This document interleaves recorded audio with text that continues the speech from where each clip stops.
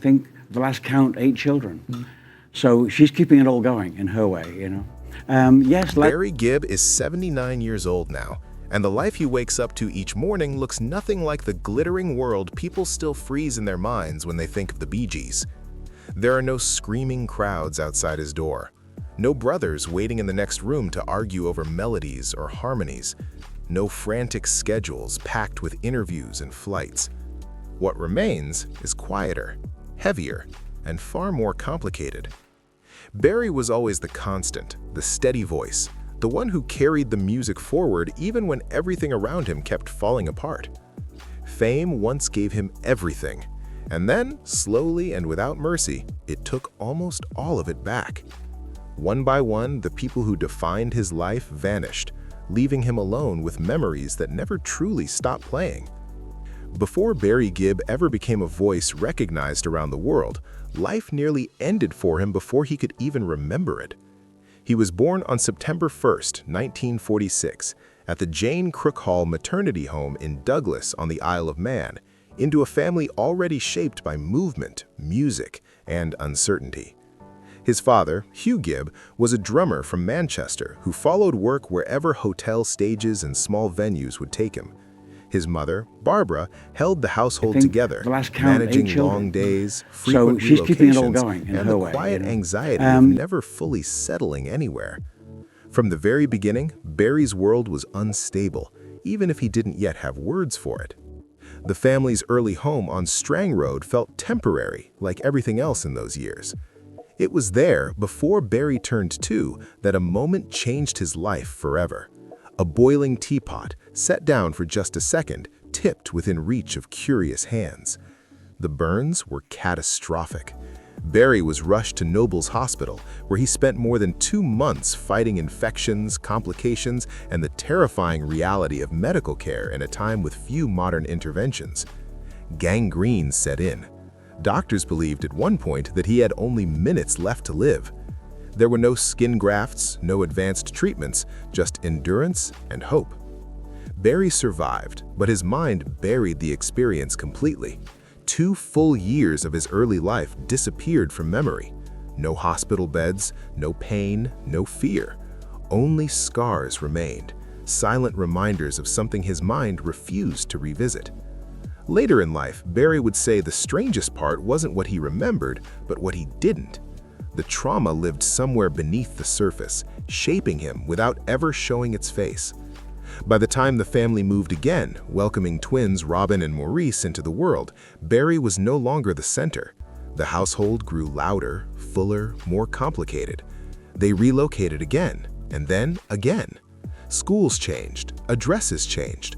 Nothing stayed still long enough to feel permanent. Barry's childhood wasn't marked by comfort or stability, but by adaptation. He learned early how to adjust, how to keep moving forward without asking too many questions. When the family returned to Manchester in the mid-1950s, music began to take hold, not as a dream, but as instinct. The brothers formed their first group almost naturally, mimicking the artists they heard on the radio. Cliff Richard, Buddy Holly, the Everly Brothers. Barry took the lead, singing and playing guitar, while Robin and Maurice found their place beside him.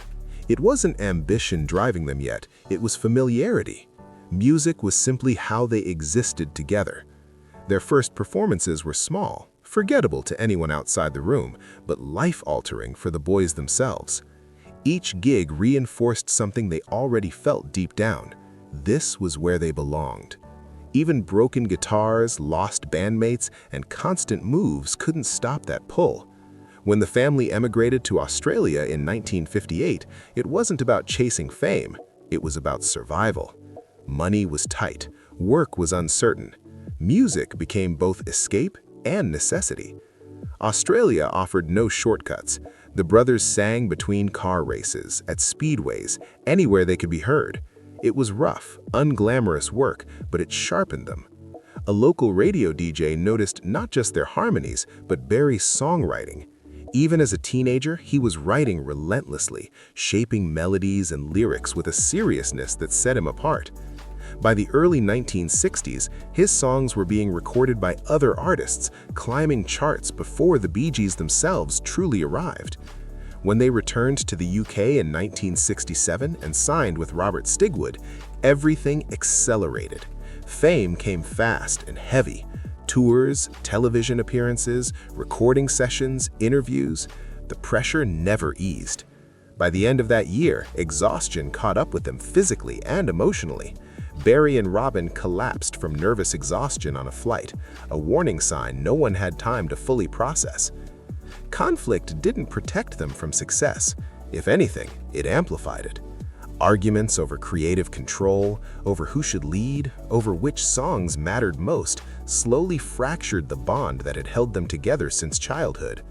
When the group split in 1969, it wasn't just a professional breakup, it was personal. The silence between brothers hurt more than any bad review or failed record ever could. Though the Bee Gees eventually reunited, something had shifted. The cracks never fully disappeared. And long before the final losses came, Barry learned a painful truth.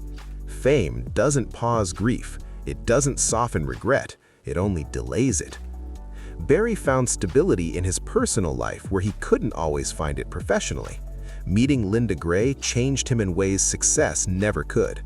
Their marriage became an anchor, a constant presence that outlasted trends, eras, and storms. Together, they built a family that gave Barry a sense of purpose beyond the stage. Children, grandchildren, routines that didn't depend on applause. But even love couldn't shield him from the losses that would define his later years. Andy Gibb's death in 1988 was the first blow, a brutal reminder of how fragile everything was. Maurice's sudden passing in 2003 shattered the foundation of the Bee Gees. Robin's death in 2012 closed the final door. Barry was left as the last man standing, carrying not just his own memories, but theirs too. Today, Barry Gibb lives a life that looks calm on the surface. A home in Miami, family nearby, financial security most artists never reach. Yet beneath that calm is a constant weight. Every song carries echoes of voices that are gone. Every harmony reminds him of what used to be effortless and is now impossible to recreate. He doesn't chase the spotlight anymore. He protects the legacy instead. Barry isn't defined by wealth, even though he has it. He isn't defined by fame, even though it never truly left. What defines him now is endurance, the ability to keep going when everything familiar has disappeared. At 79, Barry Gibb isn't just a music legend. He's a survivor, living quietly with memories that never really fade, carrying the sound of his brothers with him every single day. Don't forget to like, share, and subscribe. Also, click the next videos shown on your screen. You will enjoy it.